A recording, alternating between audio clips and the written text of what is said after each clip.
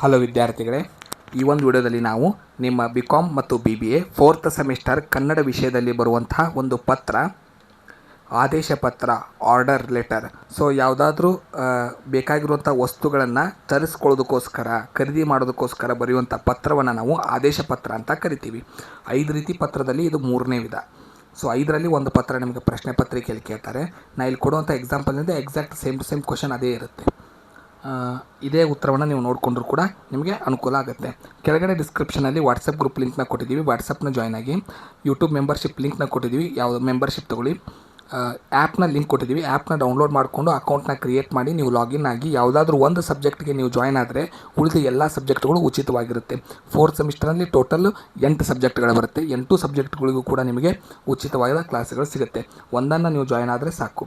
So ಎಕ್ಸಾಮ್ಗೆ ಸಂಬಂಧಪಟ್ಟಂಥ important ಕ್ವಶನ್ಸ್ಗಳು ಸಿಗುತ್ತೆ, PDF ನೋಟ್ಸ್ ಇರುತ್ತೆ, ವಿಡಿಯೋ ಆಡಿಯೋ ಕ್ಲಾಸಸ್ಗಳಿರುತ್ತೆ. ಈಗ ಪತ್ರಕ್ಕೆ ಬರೋಣ. ಆದೇಶ ಪತ್ರ, ಸೊ ಆರ್ಡರ್ ಲೆಟರ್ ಹೇಗೆ ಬರೀಬೇಕು ಅನ್ನೋದು ನೋಡೋಣ. ಒಂದು ಎಕ್ಸಾಂಪಲ್ ಕ್ವಶನ್ ನೋಡಿ.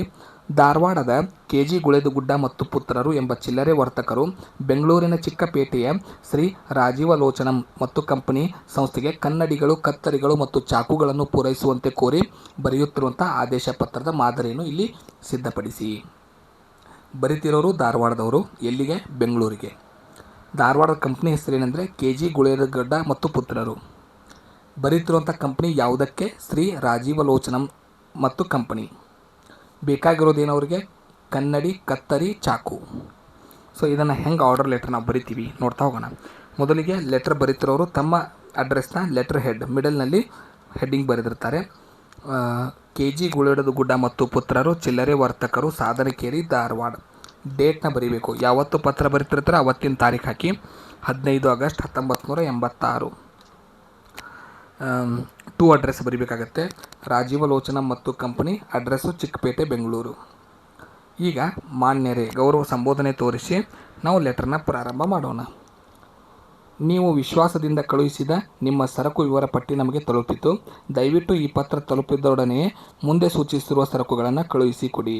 ಇದರ ಅರ್ಥ ಏನಂದರೆ, ಅವರೊಂದು ಕೊಟೇಶನ್ ಕಳಿಸಿದ್ರು, ಇವರು ಅದನ್ನು ನೋಡಿ ಒಪ್ಕೊಂಡಿದ್ದಾರೆ. ಯಾವ್ಯಾವ ವಸ್ತುಗಳು ಎಷ್ಟೆಷ್ಟು ಬೇಕಂತ ಕೇಳ್ತಾ ಇದ್ದಾರೆ. ಆದೇಶ, ಹಣದ ರವಾನೆ, ಕ್ರಮ ಸಂಖ್ಯೆ ಅಂದರೆ ಈ ಪ್ರಾಡಕ್ಟ್ಗಳಿಗೆ ಏನಿರುತ್ತೆ ಒಂದು ಸೀರಿಯಲ್ ನಂಬರ್ ಅಂತ ಮಾಡಿರ್ತಾರೆ. ಸೊ ಅವರು ಕನ್ನಡಿಗಳು 6 ಡಜನ್ ಆರ್ಡರ್ ಮಾಡ್ತಾ ಇದ್ದಾರೆ. ಒಂದು ಡಜನಿಗೆ 40 ರೂಪಾಯಿ ಬೆಲೆ ಇದೆ. ಇಲ್ಲಿ B ಅಳತೆಯ ಕತ್ತರಿಗಳನ್ನ ಆರ್ಡರ್ ಮಾಡ್ತಾ ಇದ್ದಾರೆ 10 ಡಜನ್. ಒಂದು ಡಜನ್ಗೆ 120 ರೂಪಾಯಿ ಇದೆ. ಹಾಗೆ ಒಂದು ಅಜಮಾಸಿ ಏನಾದರೂ ಕ್ವಾಂಟಿಟಿ ನೀವು ಹಾಕ್ಬೋದು. 112 ಇದು ಕ್ರಮ ಸಂಖ್ಯೆ ಅಂದರೆ ಪ್ರಾಡಕ್ಟ್ನ ಸಂಖ್ಯೆ ಇಟ್ಟಿರ್ತಾರೆ ಅದು. ತರಕಾರಿ ಕೊಯ್ಯುವ ಚಾಕುಗಳು 15 ಡಜನ್, ಡಜನ್ಗೆ 60 ರೂಪಾಯಿ.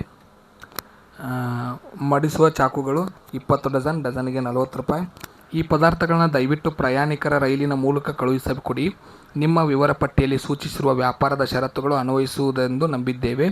ರೈಲ್ವೆ ರಸೀದಿಯನ್ನು ಸರಕು ಬಿಕ್ರಿ ಪಟ್ಟಿಯನ್ನು ಧಾರವಾಡದಲ್ಲಿರುವ ಸ್ವರಾಜ್ಯ ಬ್ಯಾಂಕಿನ ಮೂಲಕ ಕಳುಹಿಸಿಕೊಡಿ.